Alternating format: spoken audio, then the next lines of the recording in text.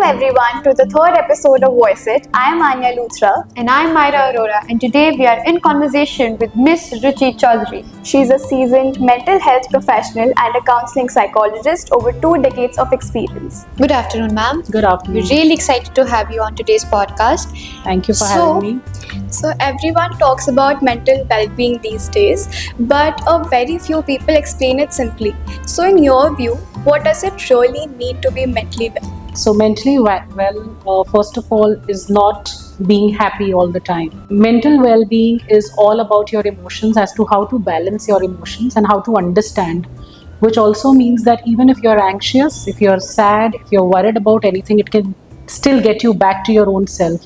So that is what mental well-being is. So mental well-being would be being emotionally flexible and internally stable. That is what mental well-being is. I think we can really relate to it in our daily life. Yeah. Okay, so ma'am, do you think that students and parents have the same understanding about mental well-being, or do they see it in a different manner? So yes, students and parents, they see it in a different manner. None of them is wrong. It's just that the approach is different. For a student, it is more of their internal emotions and their internal feelings as to how am I feeling, what am I feeling. Whereas for a parent, it is about the child's well-being in the environment as such, as to the kind of environment that I'm giving to the child. So one is an internal feeling and one is an external feeling. So we need to strike a balance between the two. But yes, both of them, they do think differently, but they're both right in their own zones. That actually makes a lot of sense. Thank you. So as teenagers, I feel that with our parents, we have a lot of difference in opinions. So what are some of the reasons behind this gap in understanding between generations? So one major gap that I would say is the gap of survival, because in those times the parents were taught to survive in whatever given situations, and these days children, they work on their instincts. They don't want to work on survival. They want to work on understanding. So that is one, that is survival versus the instinct. And the second, I would say, would be the speed at which this generation is going at.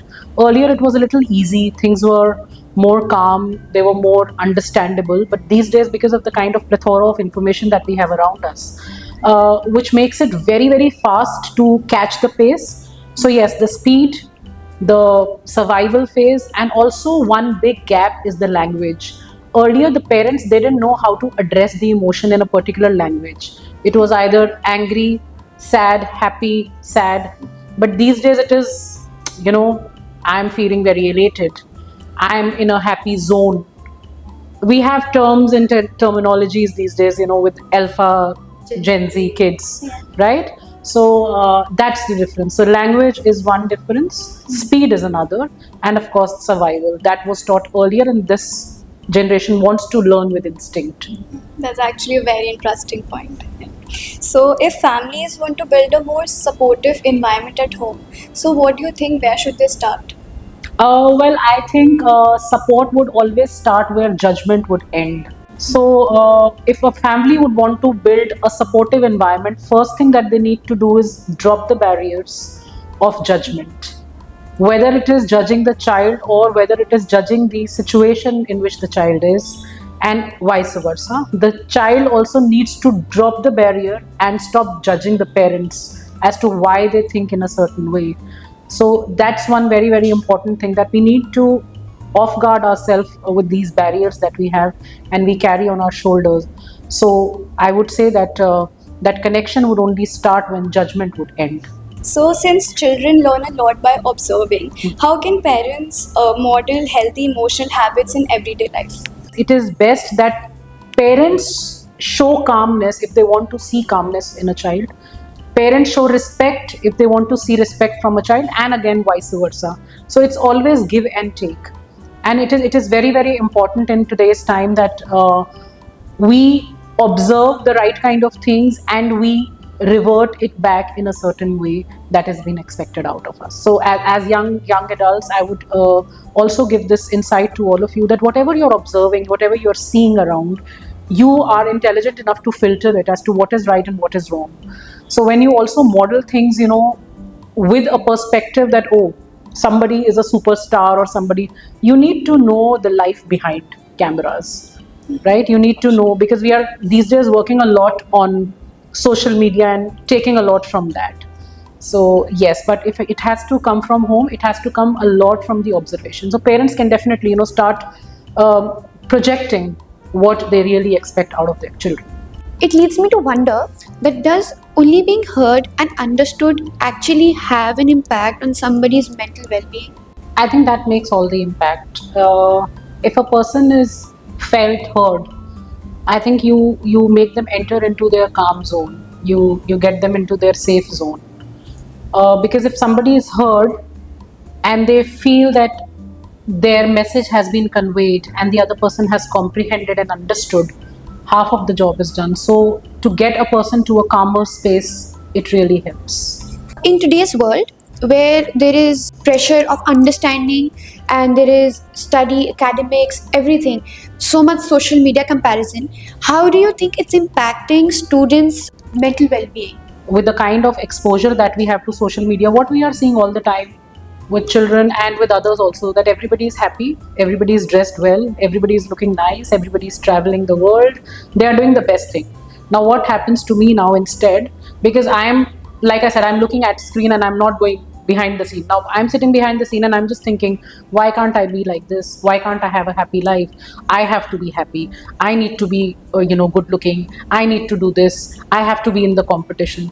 So this entire thing of a rat race begins. So yes, social media definitely impacts, but what I feel is you need to focus more on yourself than to focus on what other people are doing. And instead of scrolling those number of reels every day, it's best to start reading for yourself and start working on yourself. That would make a lot of difference. Like you mentioned, we have to go within to become mentally stable. What are some tips that you would suggest someone starting today?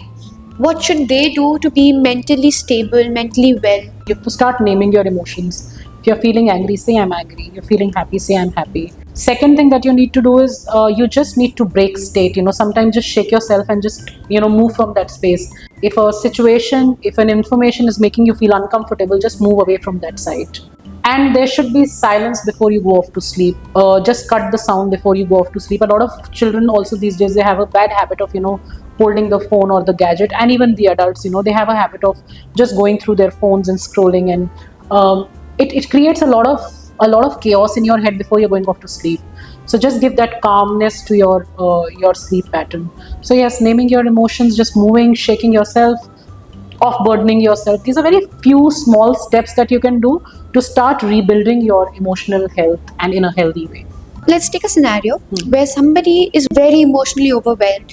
What would be the first step you would advise them? If is overwhelmed with any situation, any given situation, what I suggest is just to pause. A person does not need to fix everything, and you cannot fix everything. So first thing that you need to tell yourself is that I can't fix life completely, right? I can't fix everything right now. What I can do is I can fix this moment where I'm feeling overwhelmed with emotions, and I can fix this moment right now where I'm just burdened with all these emotions left, right and center. So how do I do it? I can just walk around and just say that, okay, let me see nice 5 beautiful things around me, whatever is available. Or maybe just sit down and just do some deep breathing exercises, or maybe just sit down and talk to yourself as to why exactly are you feeling overwhelmed. Is this the time where you need to show so many emotions to yourself? So you have to just do a bit of a self-talk there, just move around, just take that time. So pause is a very, very beautiful thing that you can do. So when you pause for a moment, when you are overwhelmed with emotions especially, you can fix any kind of situation. Thank you so much, ma'am. I think the journey where we started, where we were confused, we did not know where to refer to, I think you answered so many of our questions, and I think it will help a lot of students and their parents to connect. Thank you so much, and all the very best to you. Thank you, ma'am. Thank you so much for tuning in our session with Miss Ruchi Chaudhary. We hope to see you in the next episode. Signing off.